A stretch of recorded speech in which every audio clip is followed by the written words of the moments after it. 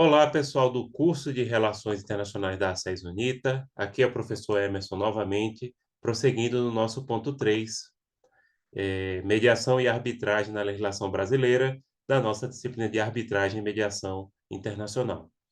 A Lei 13.129 também revisou o artigo 33, parágrafo 3º da Lei de Arbitragem, ao definir que a decretação da nulidade da sentença arbitral também poderá ser requerida na impugnação ao cumprimento da sentença nos termos do CPC, se houver execução judicial.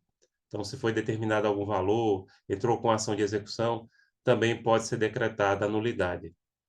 Por fim, o artigo 33, parágrafo 4º, incluído pela Lei 13.129, permitiu que a parte interessada pudesse ingressar em juízo para requerer a prolação de sentença arbitral complementar, se o árbitro não decidiu todos os pedidos submetidos à arbitragem. Então, se for uma decisão parcial, que não analisou todos os pedidos, pode pedir a sentença arbitral complementar.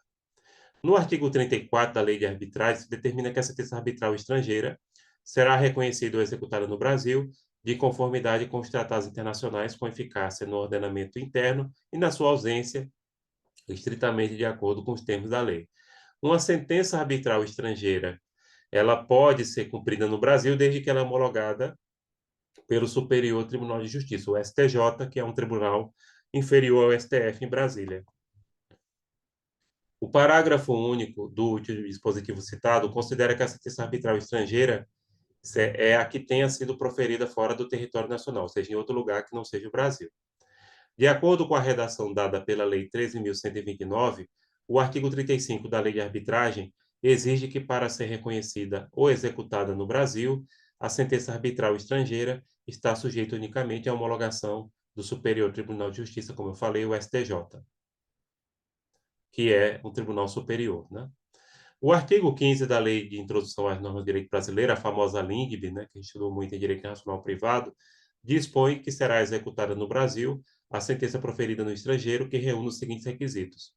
Aqui, fazendo parênteses, o sistema que o Brasil adota e a maioria dos países do mundo para reconhecimento de decisão jurídica estrangeira é a delibação, que vem do direito italiano, que é o reconhecimento da sentença estrangeira que atenda a determinados requisitos. Então, quais são esses requisitos? Haver sido proferida por juiz competente, e aí, lembrando, a sentença arbitral segue os mesmos requisitos de homologação da sentença do Poder Judiciário. Terem sido as partes citadas ou haver-se legalmente verificada a revelia, ter passado em julgado e estar revestida das formalidades necessárias para a execução no lugar que foi preferido. Não é obrigatório que ela tenha sido transitada em julgado, basta que ela seja executável. Mas, assim, a princípio, sim. No caso da sentença arbitral, ela tem que estar finalizada.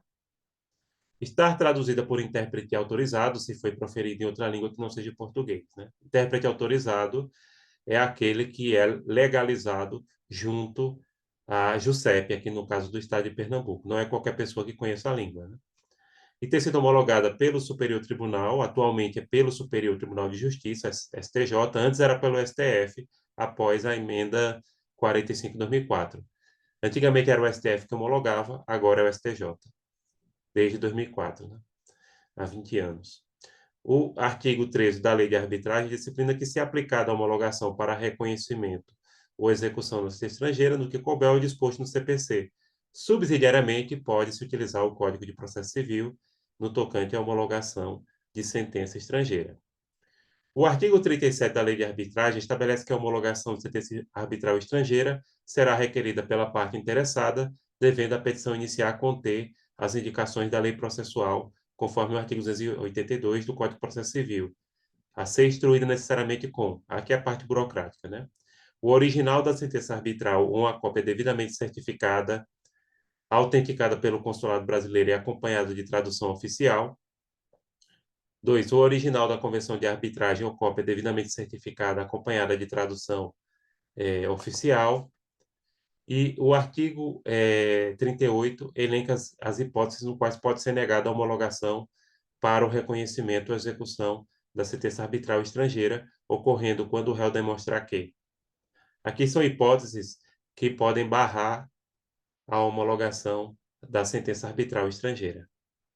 As partes na convenção de arbitragem eram incapazes, A convenção de arbitragem não era válida, segundo a lei a qual as partes a submeteram, ou na falta da indicação, em virtude da lei do país onde a sentença arbitral for proferida. Não foi notificada a designação do árbitro do procedimento de arbitragem, ou que tenha sido violado o princípio do contraditório, impossibilitando a ampla defesa. Então, são situações que atentam contra o devido processo legal. Quarto, a sentença arbitral foi proferida fora do limite da convenção de arbitragem e não foi possível separar a parte excedente daquela submetida à arbitragem. Quinto, a instituição da arbitragem não está de acordo com o compromisso arbitral ou a cláusula compromissória. Sexto, a sentença arbitral não se tenha ainda tornado obrigatória para as partes, tenha sido anulada ou ainda tenha sido suspensa por decisão do órgão judicial do país onde a sentença arbitral foi prolatada. Então, são circunstâncias aqui que podem gerar também a própria nulidade da sentença e que impedem a sua homologação. De acordo com o artigo 39 da Lei de Arbitragem, com redação modificada pela Lei 13.129, a homologação para o reconhecimento e execução da sentença arbitral também será denegada se o Superior Tribunal de Justiça constatar que, primeiro, segundo a lei brasileira, o objeto do litígio não é suscetível de ser resolvido por arbitragem, nesse caso, quando for um direito indisponível. A decisão ofende a ordem pública nacional. Os principais casos em que uma lei estrangeira não pode ser aplicada ou a negação em relação à sentença é quando se diz que fere a ordem pública, que é uma coisa muito subjetiva, tá? Depende muito de quem está analisando o caso. Acaba funcionando como um guarda-chuva, um cobertor que abrange aqueles casos em que a justiça brasileira entende não ser interessante. Ela é um problema, pode trazer problemas para o reconhecimento. Pessoal, é isso. A gente encerra por aqui mais uma parte, já entre as últimas partes do nosso ponto 3, mediação e arbitragem na legislação brasileira, da disciplina de arbitragem e mediação internacional. É isso, gente. Por enquanto é só. Fico por aqui, estou à disposição de vocês. Tchau, tchau.